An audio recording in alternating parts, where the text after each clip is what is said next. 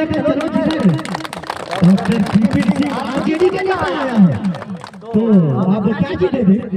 बहुत ही जबरदस्त तरीके से हमारे लाल मोहम्मद और लाल मुखिया और अख्तर मुखिया और आरजेडी के नेता यानी डॉक्टर विपिन सिंह यादव, आप तालियों से स्वागत करें।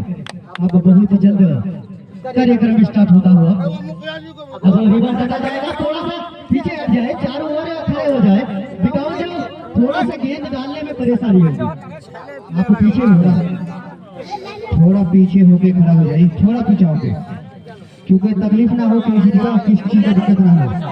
अब वो हमारे अध्यक्ष के भी जोर से लाल मोहम्मद जो कि हमारी देवबंदी पंचायत के मुखिया अख्तर आलम को समर्पित किया है एक पुष्प, और अब बिहारी प्रसाद